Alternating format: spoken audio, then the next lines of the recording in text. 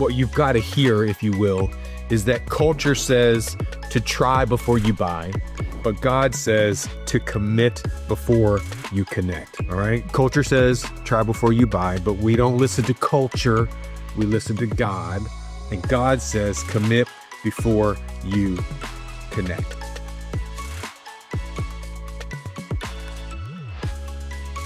Hey everybody, Tyler and Crystal here, and we're so glad you've joined us for today's episode of You've Got to Hear This. Crystal actually told me this morning that I looked a little bit like Christmas in my shirt that I chose. I'm toning him down though with the matching blue. This recording, I told her that it's good that she recognizes No, but really, I'm a gift, Crystal. I'm a gift. You are, but the real gift. You should always, every day is Christmas for you. The real gift are these new hats you're wearing. Yes. Do you see I got some new hats. I'm hoping to get a sponsorship.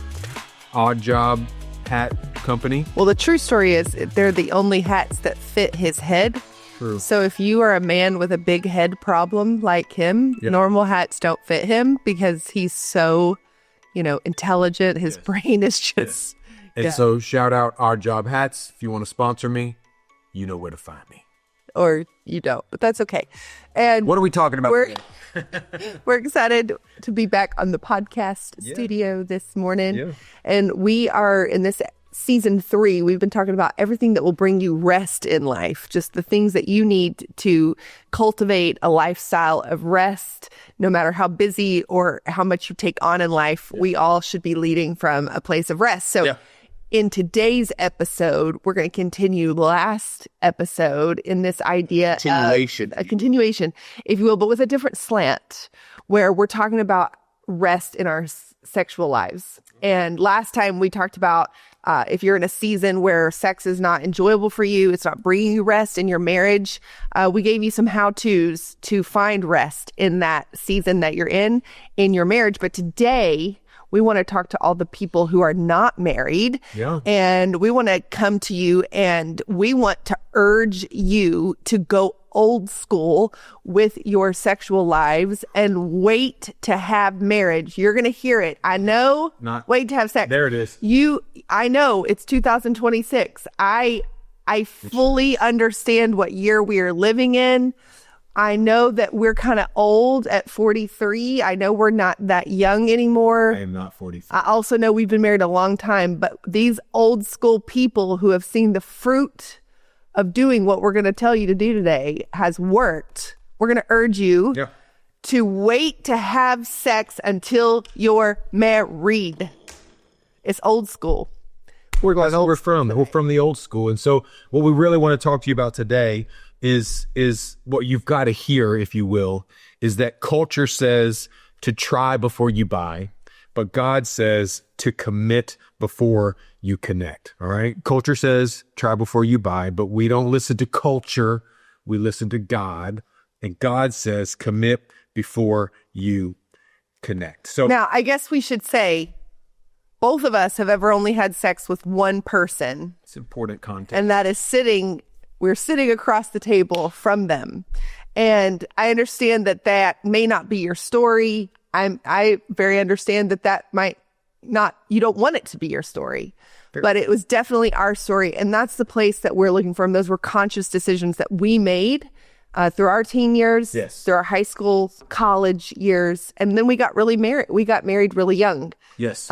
Because of that decision. It's true. And 22 years later, I don't regret it. I don't either, because, and I'll be quite honest with you, I remember as a teenager hearing someone say, you got to test drive it before you buy it, right? Like, you ever heard that? Yep. And I remember just as a teenager, and maybe I'm weird, I don't know, but I remember hearing that and being so offended. Like how insulting to compare a human person to a car, to a 2013 Camry. Right? Like this woman right here, she's not an 18 Honda Pilot with good miles, right? Like that's not who she is. That's not what you look for in a relationship. You don't shop for a person to marry based on the mileage that they've got. Had the oil changed recently? Is the tires bald? Right? Like that's not how you don't shop for people. Right. This is soul level connection. This isn't something that you can trade in on a new lease when you have your first kid in the minivan, right? Like that's not what we're talking about here. But that is the picture that culture has painted when it comes to sex and intimacy in relationships prior to marriage. How in the world are you going to commit to spending the rest of your life with someone and not knowing this great mystery about fill in the blank? All right. Can I not say it? Can we just leave it at that? And before we take this spiritual, because we are going to go there for a minute. It is very practical though. But it's also really practical. I mean, we grew up in the 90s in the purity, especially in the church world, in the purity culture. Like, I can't tell you how many purity rings we both had and the fake weddings at church. I only had one and I lost it. And that's the only reason why I didn't get another one. But my parents were like, we're not going to keep buying you these rings. I've also bought you many wedding rings. This is like number 4. Yeah. But it's beside the point. I interrupted. I haven't lost mine. I just want to be clear. To be fair. Oh, never mind. Go ahead. Okay, so hers cost is much more valuable than these $25 rings that I replaced mine with. So we grew up in the purity culture where, it was like reinforced over and over. And so a lot of people now who are our age have deconstructed their faith, and they think it was like a cult, like they were wrong. There's like people that, influenced us through the years that have wrote books saying they were wrong, and, that now they're living promiscuous lifestyles and they no longer are Christians or identify. So before we take this spiritual, I just want to say we are normal people who have great sexual appetites, and it was a fight to make this decision. It wasn't like we just were both people that had no sexual desire whatsoever. Right. We were teenagers facing the same temptations. Yes, we were influenced by the church world, but at some point this also has become very practical, like a practical decision for us, because for me, I watch like teenagers now, like my own kids and like their friends, and I'm just really glad that we made that decision for a lot of practical reasons as well, not just spiritual ones. And we will be the first to acknowledge that whole purity movement and stuff that came through the church in the 90s, early 2000s, maybe. I don't remember the timeline. There was a lot of it that was flawed, right? We certainly recognize and acknowledge that. But the purpose of what we're sharing with you today, it's not to shame anyone. If you went extreme in that purity movement on like that side of the spectrum, or if you pivoted the exact opposite, we're not here to shame anyone. We really just want to do our part in sharing what we believe and what seems to be pretty clearly God's design for this gift, this thing that he created for us, his creation. Yeah. And I feel like, we've walked kind of the spectrum, like we were early 20s when like point and click, like porn technology was coming out, right? And Friends and TV shows. Yeah. And so we grew up in that. Normalized all of that. But I want to make the point, like we weren't those people that also were like kissing dating goodbye. You remember that book, I Kissed Dating Goodbye? And like, I think he's like gay now and like bashes the Christian church all the time. I think that the author of that. But we read those books, and I remember thinking, this seems a little extreme. Like, I'm going to go on dates. And just to be clear, I did not read that book, but also, to be fair, I don't really read many books. You don't read books, but that's beside the point. But I just want to make the case, like, we are not these, like, weird Christian people that didn't, like, go on dates. We definitely, like, made out when we were dating. We had these, like, we were normal. And I want to, I want to ground that context, because we understand the sexual temptation. We understand wanting to have sex, being in love, having the desire for one another, but still making that choice to wait until you're in covenant. So let's talk about that a little bit, like covenant, because I feel like our world today doesn't get covenant. Well, that is the design, right? So we might have said it in the previous episode. I'll say it again until either I'm dead or Jesus comes back. The idea of sex is given to us by God, and God by his own mouth called it good. Like, it's a good thing, right? And it's a good thing that honestly becomes the best thing when it is utilized by design, in the proper context, and that is in the covenant of marriage. Sex was created inside of commitment, and it was created for commitment. It's not just a physical act that we do. It's not just sex as culture and TV and everything implies, like it's NBD, right? Like no big deal, it's just sex. No, it's not. It's emotional, it's spiritual, it's neurological.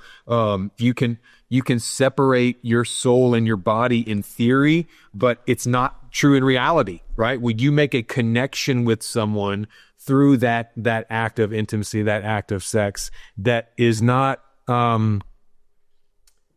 it's not easily broken, and it's not easily torn. Yeah, I mean, it's fun, right? There's that mystery, there's that new person, that like when you're doing casual like sex like that, it's fun, it's exciting, but eventually that dopamine hit wears off. That person gets boring, and you disconnect because there is no commitment. Like commitment is what keeps you connected at all times, despite how good the sex may or may not be. That's right. And so you can have the connection, you're saying, and not have the commitment without the commitment. And all that really is doing in your life is creating instability and insecurity, because covenant is safety. Covenant is permanent. Covenant is a safe place. It is a posture of strength in relationship and in your world that you can build from, that you can grow from. Mm-hmm. But it all comes back to the design, and the design being covenant, commitment, and let's to talk one person. Well, and not just to one person, but the way covenant is different than commitment, because a lot of people have no problem making a commitment. Like if I commit to marrying you, I'll follow through and get married. But then 30 years from now, or 10 years from now, or most likely 7 years from now, the 7-year itch, I'm going to undo that. I fulfilled the first commitment, but I'm not going to stay married to you. And why? Because there's no covenant. See, covenant goes a step further than commitment. Mm-hmm. Covenant is beyond commitment, where we're not just making a commitment to one person, but we're making covenant. We're becoming a one person unit. It's not just I'm committing to Tyler. It's covenant is I'm becoming one with Tyler. And to become one, this is the hard reality. To become one, you die. He dies. The woman dies.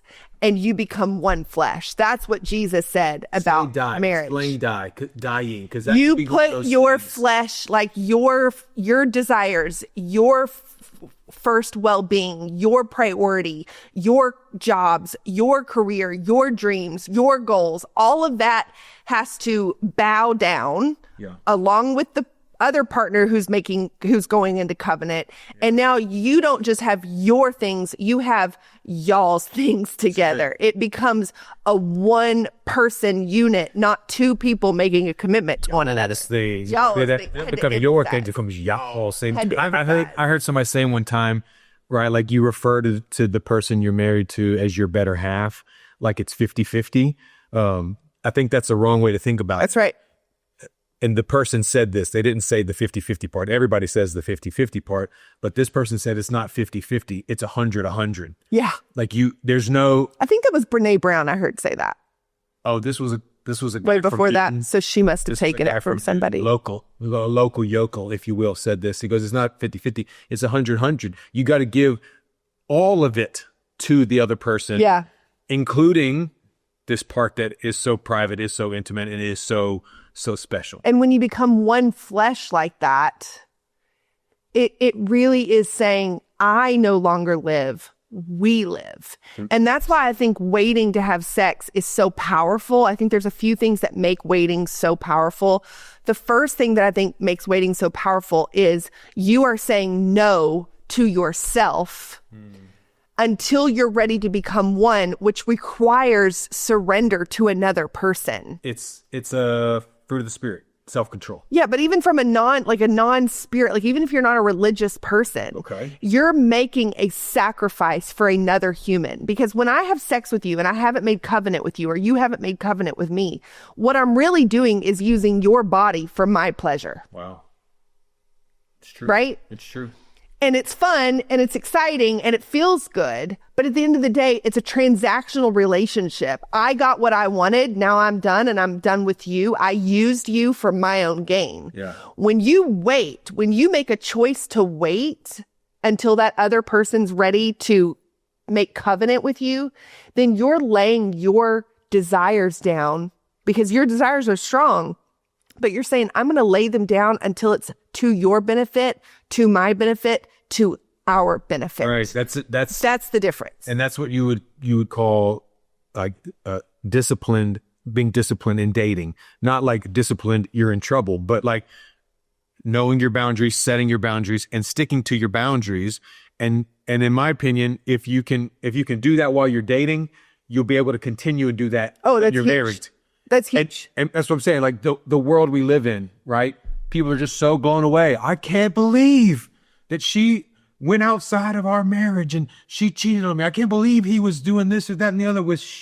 I can't believe we're in all this credit card debt. I can't believe we can't buy a house because we have no money. We don't know how to save money. You know why? It's because no one ever practices and develops the discipline to do those things when they're young, when the stakes aren't so high. And then 7 years later, you've got a 4-year-old and a 2-year-old, and all of a sudden, it's not what it used to be in year 3 of our engagement. That's right. Right?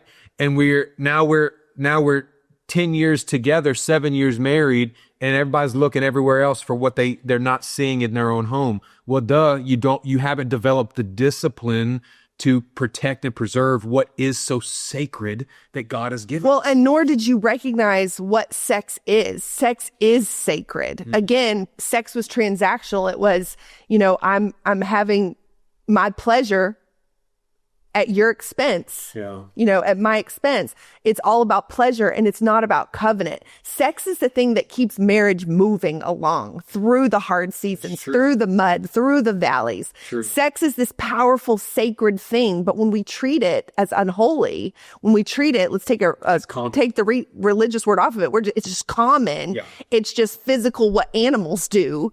Then there will be nothing sacred about your marriage either. So I think that discipline's really important because especially to young people that are listening now, you haven't started your marriage, you're kind of figuring out, you're in your 20s, 18, 19, figuring out what you want to be. If you want to be a person that has like really solid life, like full of integrity, waiting, like having control of your body, like being able, like as a man to lead the woman that you're in love with to be like, no, we're going to have some boundaries. We're going to be different than the culture around us. Mm-hmm. That's not just going to change your today. That's going to set you as who you are as a couple. You talk about making power moves, being a power couple. If you can live different than everybody else around you, you're going to see that pay off in dividends. That's our story. We made choices that not many people would make young, and now we're reaping the benefits of those things, which is why, we stay. And then I think too, Tyler, one of the other things that makes waiting so powerful is the security and the trust that you gain in all aspects of life. Tell me more about that. What is security and trust? What security and trust does waiting produce? Or what did it produce? So when I was 19, when we were dating, and oh my gosh, you could have looked at me and I would have had sex with you. Like you was so hot. Stop it. No, for real. I mean, do you remember those days? Like Are you asking me if I remember when I was hot? It's been a while, but there's photographs, I guess. No, I meant, do you remember those days? Like we were dating. I had an apartment. We had roommates. But I mean, there were nights that you legit, because we had decided we were going to wait, but you had to like run out of the apartment like Usain Bolt on fire. Yeah. And I'm like coming behind you, like locking it. Olympic but y'all, I was testing him. I would lock it and I would unlock it to see if maybe you would just come back, Scandalous, if that is. There you go, scandalous. I was thinking of another word, but that's all right. And not, gosh. We have derailed. People are here. You're having coffee with us. Bring it back. You're talking about security. Do you remember those days? Of course I remember those days. And you're running out the apartment, and I'm like, I want you to come back. I want to have sex with you. I mean, we have like made out as long as it was humanly possible. Yeah. Until there was a action that needed to be done. And you was like, no. And you like run out of here. And I'm going to tell you something. All these years later, I trust you because you had the discipline to lead us at that age. So now, 25 years later, however old we are, 24 years later, when you make calls in our marriage that goes against what I really, really want, financially, where we live, the house we buy, the business moves what we make, you might do something different than what I really think is right or better. But I have this trust in you because every time you've led us, we've never gone wrong. Our life has only gotten better. And that's what I mean about that future trust. Like, so to young men out there, lead your girl now. Yeah, and it's reciprocated. I trust you the same way for the same reasons. Yeah, because I guarded my own life. Yeah, and you kept it for you. You would just let me run out of that apartment. I let you run out of the apartment. I tell you what, boys, I was fast getting out of that place, man. Speed has never been a gift God gave me, but in those moments, I'm telling you. But you know what else? Carl freaking Lewis. I'm telling you, I was fast. Like, bah. Hey, I will tell you that we were fast also to get married. Oh, so all right. So okay, now let's make this transition.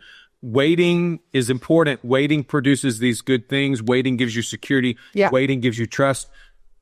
That's not an easy thing to do. It's not. Especially in a world and a culture that says you're dumb if you wait. Don't buy the Honda Pilot until you've test driven it. So what's the reality behind waiting? Well, I mean, okay, from a very practical standpoint, I text this to my boys. Where's my phone? I text this to my boys the other day. Here it is. I text them this article that I saw on CNN or whatever I was reading.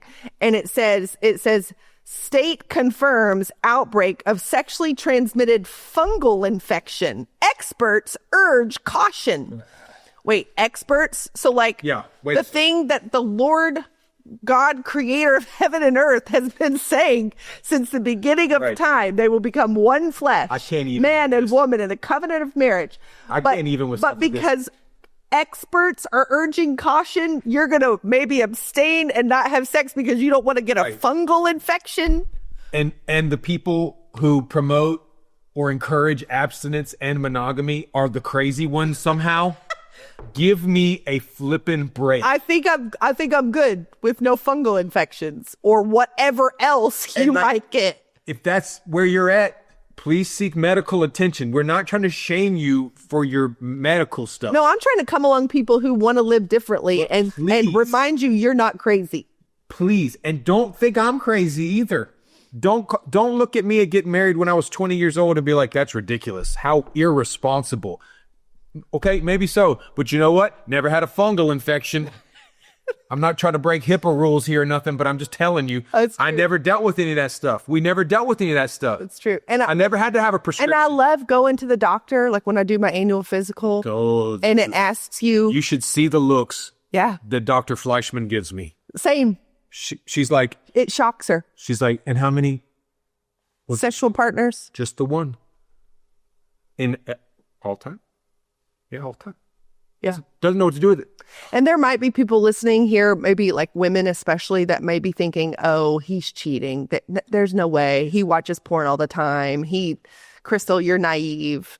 And listen, I think we joke sometimes because we know like how good this is. Like our marriage is rare. Yeah. And I'll like walk into his room and I'll be like, I swear to God, if you cheat on me, if you ever cheat on me, you a-hole. Not to mention what kind of loser would I have to be to sit here in a Christmas shirt on a podcast lying about this? You see, I'm like, who would do that? I guess somebody would. I'm not naive. Like I know how sexually tempting things can be. We're not immune, but I also know like how sacred what I have is, and I truly, Tyler. Can we just be real for a second? I feel like it's too late. I'm going to look at you and not at the camera. If I have to read another headline about a pastor who's stepped down from ministry because they have cheated on their wife, or they've had an affair with their secretary, or they're being accused of rape, or an immoral failure, or horrible things, or the worst ones, or like there's this most recent one, like having sex tapes with his wife and not protecting it from his kids, and now his kids are watching it. Like sexual purity. Can I just get on a soapbox? A soapbox, no sex box, a soapbox. Yeah, soapbox. We gotta have purity in the church again. It's time, man. It's so important. Like we have to, like, enough with the hidden porn addictions, enough with like thinking you're exempt from darkness because you're married. And like the scriptures say, keep the sexual marriage bed pure and holy. Keep it holy. Set it apart. It's not that one night. It's not when you're dating somebody and you have to stay pure then. Like it's all the way through life, because our sexual lives are our body. The scriptures say, don't you know? Yeah. Don't you know that you were bought with a price, that your body is a temple of the Holy Spirit? So our audience today, who I hope is listening, are hopefully my sons, right? That's really who we set out to talk to. Our sons, their friends, teenagers in our church, college students. It was probably very uncomfortable for them if they did. But I don't think it should be uncomfortable, because I think that they've been raised in this sexualized world where everything is sexualized. You can't even go on social media without. Okay, can I just wait? I'm going to say one other thing. Okay. You can't even go on social media without the sacredness of sex. Like somebody posted these pictures of them, like the man and wife went and took these like sexy pictures together. Like, I don't know, like special photographers do this. Like she's in lingerie, he's got his shirt off, and they're like on all these sexual positions and posting it on Instagram. Like, and I was like, my 6th grade son, this is why he's not on Instagram. But yay, you're married, but keep that between y'all. Like that doesn't, can my 17-year-old not see you in sexual positions with your son, with your husband? I'd really appreciate that. We're going to need to edit that one out. Yeah. You know, like that's that culture that I'm talking about has seeped into us that we really need to make these decisions to stay pure. So let's help the audience. Okay. If you have at this point in your life remain pure, okay, that's great. We want to help you keep it that way. If you haven't, listen, take all that shame off of you. That's not how. Yeah, I don't even like that word pure, because we're all defiled by sin. Okay, so but for those of us who are waiting to have sex until we're married, like I just want to call it that. Those of us who are surrendering our sex lives, our sexual desires to the Lord. You're surrendering desire for design. Boom. Do you see how I did that? I wanted to make up the pure thing. Okay. So you're surrendering your desire for God's design. If you're doing that currently, keep it up. We've got some things we want to help you. If you're now saying that's the choice I'm making now, regardless of my past, we got some things that we want to help you. God's grace is enough to protect and preserve at just as much as it is to reset and redeem. That's right. All right. And so you need to hear this today, that if you need the protection and the preservation, you need to hear this. If you need the reset and the redemption, you need to hear this, because we got a few things that can help you in as next steps. And I would just say, like, for those of you who you believe this now, right? But maybe you're married and like you wish you could have redone your history. I would just say every day is a new day. Right? And just because you didn't wait to have sex, or you are just now surrendering your sexual desires to God, or just to common sense, you're like, I want to avoid the fungal infections. I don't need any fungi. Then I would just say, don't be meek in promoting abstinence. Don't be meek. Like, if your friends are like, oh, you're one to talk, you're married, you get to have sex all the time. Yeah, I am. And I would encourage you to do what you need to do to become a spouse that another woman or another man wants, and get married, because sex in marriage can and should be awesome. And it doesn't have to be something that is constantly full of shame, constantly in the dark, constantly bringing you embarrassment and fungal infections. Like, You know what I'm saying? Like, sex can be awesome. And I think it just takes one person at a time to hold that standard, hold that line. So help I want us. to end with giving you 4 short things. If you want to wait until you're married to have sex, you can do it. You can do it. It is possible. Yeah. It may be hard. You may be dating somebody right now and y'all are like, you're so close. And so the first thing to do is yes, you can do it, but you have to understand that you are not special, right? That's true. Nobody's special. You've grown up in the church. You can be the child of pastors. That's right. You can be any or all of those things. You can have memorized the Old Testament, cover to cover. You can have it all memorized. You can know the sign of the cross, the Hail Mary, the Our Father. You can know it all. But you are not special. Do you know why?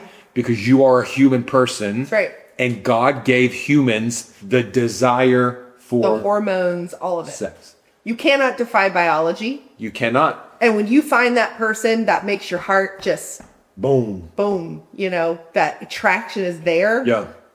It is an innate desire, an animal desire to want to procreate, to want to connect, to want to enjoy sexually. That is innate. So you're not special. And so if you're not special, then you need to prepare to what to do in those moments. So here's 4 things. Number 1 is you've got to decide and make up your mind. I'm either going to live by common sense and what is for my greatest protection for my future and for today, and make that decision. So when you start dating somebody, you need to go into that wide open and have that conversation. And you could be dating another Christian, but you guys still need to have that conversation. Draw your line.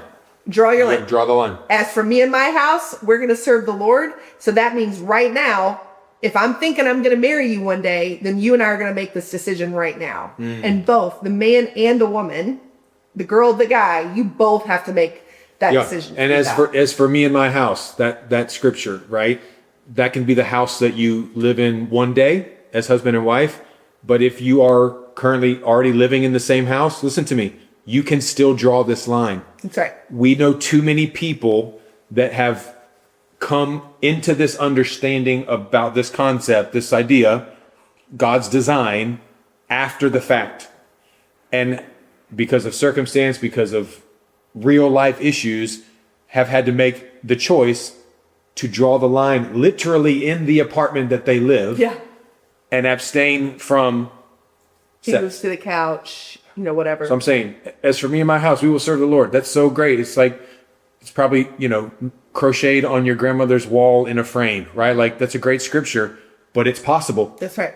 No matter which house you're talking about, it is possible. I think second thing is you got to just use common sense, right? Like the times we almost broke our commitment to God and to that ways were the ones when we was all alone for way too long, right? Yeah. Because again, you're not special. So that's number 2. Tip number 2 is I just would avoid being alone as much as possible, right? Yeah. Group hangs. Yeah. Like just watch. Nothing good ever happens after midnight. My mama used to say that. It's old school. Now that I'm in my 40s, it's nothing good happens after like 9 p.m. 8:30. Yeah, you want to go to bed about 8:45. Start making that move. Seriously, go to bed and don't try to fall asleep together because when you're laying down, your hands are gonna wander and it doesn't end well. Your body gets weak, your flesh gets weak, your spirit gets weak, and your desire stays strong because it's part of the design. Yeah, right. Yeah. Number 3, you may need to think about if I can't speed up my ability to make a covenant. If I can't speed it up, then maybe being together right now is not the idea. It's not the right idea. Tough call. Maybe it's the right thing in the wrong time. Right? You always have to be in the right place at the right time. Right season. And sometimes you're dating the right person at the wrong time because you can't speed up the ability to make covenant. Right. And if you're not willing to do that, and you're just using that person for your own comfort. I don't want to be alone, whatever. But you're not willing to make that covenant through thick and thin. This is why we got married at 20, because we wanted to have sex, but we also wanted our desires to stay surrendered. To God's design. To God's design. Yeah. And so and that's what God says. Young. What did he say? in the Word? What's it say? I mean, there's a lot of things. I It don't is know what you want me better say to right be now. married than to burn with lust. youthful lust. Yeah. I mean, that was enough for us. And we was burning with some youthful lust. So we just put a ring on it, you know? Youthful. Many rings that have been swapped out over the I years. can hear people right now that I know that are like... Can you hear the eye They're rolls? like, oh, I can hear them like, oh, it must be nice for y'all. I did get married when I was young and my husband cheated on me. And You was a now, bum. F that, I'm having as much sex as I can. Like, I can hear it. And I would just humbly ask you to think about, have all the sex you want. What has it done for you? And ask yourself, have the choices you've made because of what he did changed what God said? Or what she did? Does that change? It doesn't. Life can It's the same. throw a lot of curveballs. Ugh. And we don't presume to have walked in your shoes or to know how it felt. But I would just say that every time you say yes to God's design, no matter how painful or no matter how lonely you are, or no matter how much you want to have sex, you're never going to go wrong. Mm-hmm. But you will go wrong when you go outside of the design. And so I would just humbly submit to you that perhaps it's time to go back to the old school ways and do that thing you first did, no matter who failed you. It's good. It's heavy stuff, you know. It's heavy stuff. All I know is that I'm really glad we got married young. Yeah. I'm glad we've stayed in covenant. I'm glad that, and you know what? You could cheat on me tomorrow. I'm not gonna. Not tomorrow. Not tomorrow. So listen, if you're young or if you're single again, Yeah. I urge you, in light of God's mercy, how he called you and has chosen you, how he paid a high price for you, to guard this thing called your body, because it is a temple of the Holy Spirit. Sex is sacred, so treat it like it's sacred. Covenant is covenant, so protect it like a covenant. That's right. Protect it. It's a promise. It's a blood oath. It's like a till death do me part. Yes. Keep That's it. marriage. Be a person of your word. Be a person of integrity. Commitment isn't old-fashioned. Commitment, it's unshakable. Yeah. Life can come at us, baby. I'm not going anywhere. That's right. And I'm not going to anybody else. It's Jesus first and then you. That's the way it works for me. That's right. Till death do me part. That's right. You're supposed to say it back to me. Say something sweet back to me. See, your hat looks so cute. But And death to us part. you see how that works? Commitment, man. It's A covenant. lot more we could say about this, but we try to keep these bite-sized. So thanks for joining us here at You've Got to Hear This. Remember, what was our You've Got to Hear This line? Culture says try before you buy. God says commit before you connect. We hope it helps.